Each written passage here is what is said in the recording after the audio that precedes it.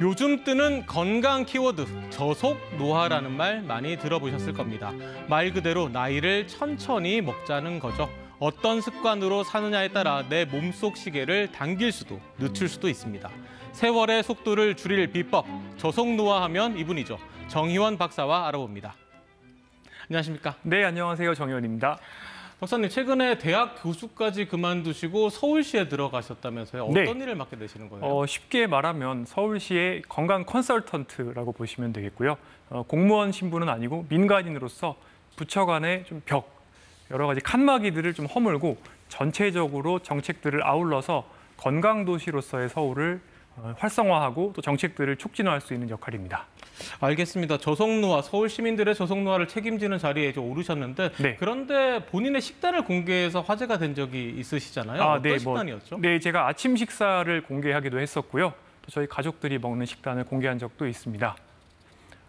요즘에도 제가 비슷하게 먹고 있는데요. 특히 이제 라디오 진행을 하면서 조금 바쁘기는 한데요. 아침에는 주로 프로틴 바, 그리고 두유 이렇게 먹으면서 과거에 제가 아침에 한 21g 정도 단백질 먹고 출근한다고 말씀드렸는데요. 거의 비슷하게 먹고 있습니다. 저속노화 식단 핵심은 뭐라고 봐야 될까요? 기본적으로 세포 노화의 속도를 늦추고 또 수명을 연장하고 무병장수를 하실 수 있게 도와드리는 식단이라고 보시면 되겠고요.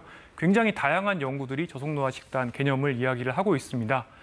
그중에서도 기본적인 개념은 정제탄수화물, 그리고 당분 섭취를 줄이고 통곡물, 콩 이런 것들 많이 먹고요. 채소, 과일은 많이 먹되 또 줄여야 될 것들도 있습니다. 포화지방, 그리고 트랜스지방, 튀김에 많이 들어있죠. 그리고 붉은 고기, 특히 가공육을 줄이고요. 또 너무 많이 소금을 먹지 않는 것 등입니다. 알겠습니다. 그리고 단백질이 요즘 최근에 사람들이 많이 얘기를 하는데 네, 단백질은 많이 먹는 게 좋은 건지 아니면 단백질 섭취량을 줄이는 게 좋은 건지 잘 모르겠어요. 뭐가 맞는 건가요? 가장 중요한 것은 중용이고요. 중용. 네, 또 나이대에 따라서 조금 답이 달라질 수도 있습니다. 젊은 분들은 보통 체중 1kg당 하루에 0.8g 정도를 드시면 충분히 근육으로 내가 운동한 만큼 또 단백질을 먹은 만큼 붙일 능력이 있으십니다. 그래서 적당히 단백질을 드시고 균형 잡힌 식사를 영위하시면 문제가 없고요. 하지만 연배가 있는 분들께서는 또 근육으로 단백질을 붙일 수 있는 능력이 떨어지기 때문에 단백질 섭취량을 조금 늘려주실 필요가 있습니다. 그리고 단백질하면 동물성 단백질, 식물성 단백질 얘기를 많이 하잖아요. 네. 동물성보다는 식물성이 좋다는 게 흔히 아는 상식 아닌 상식 같기도 한데 네. 어떤 게 더 좋은 거예요? 지중해 식단을 비롯해서 저속노화 식단들 다양한 경우에 기본적으로 식물성이 베이스가 되는 게 좋다고 얘기를 하고 있고요. 이 식물성 단백질에는 당연히 섬유질도 많이 들어있고요. 한번 보죠. 식물성 단백질하면 콩, 두부, 견과류. 네. 동물성은 말 그대로 우리가 먹는 육류나 달걀, 우유, 생선 이런 거. 네, 그렇습니다. 동물성 단백질의 경우는 흡수가 조금 더 잘 되고 또 근육을 만드는 여러 시스템들 활성화를 잘 시킨다는 특징이 있습니다.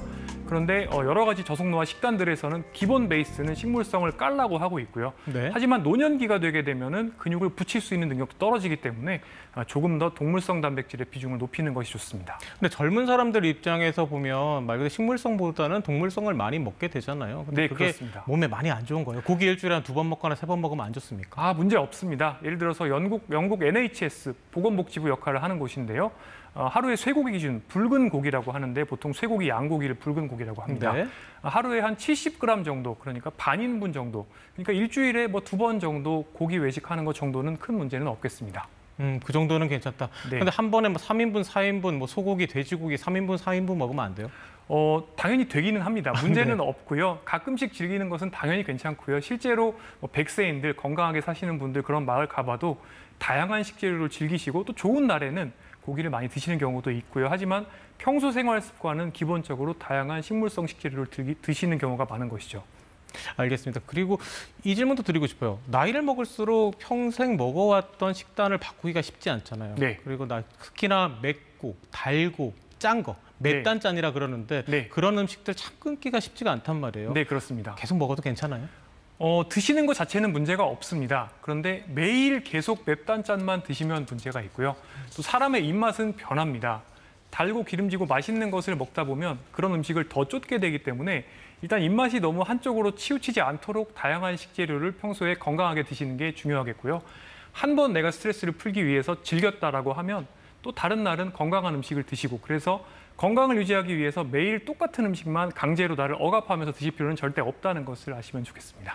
그리고 그런 것도 있잖아요. 우리나라 사람들이 짠 거 많이 먹는다. 그래서 저염식 해라라는 말이 있는데 곰탕 같은 거 한 그릇 먹더라도 소금 넣어야 되고 네.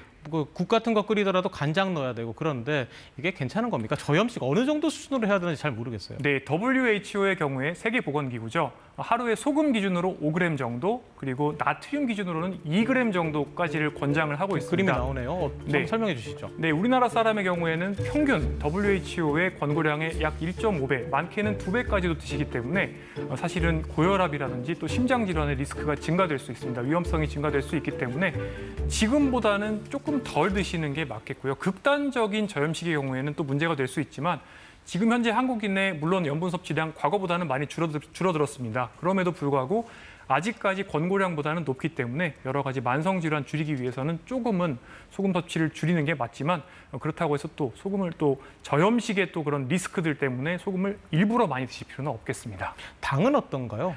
당분의 경우에는 이제 첨가당을 특히 줄이는 것이 좋다고 되어 있고요. 지금 현재 서울시에서도 뭐 덜 달달 9988 이런 프로젝트를 진행하고 있습니다. 첨가당의 양을 줄이자는 것인데요. 특히 유소년 그리고 청소년 인구에서 이 첨가당 섭취가 계속 증가되고 있기 때문에 이런 것들이 또 성조숙증을 부를 수도 있고 성인이 되었을 때 만성 질환의 리스크를 올릴 수 있기 때문에 이런 것들을 줄이기 위해서 정부도 많은 노력을 하고 있습니다.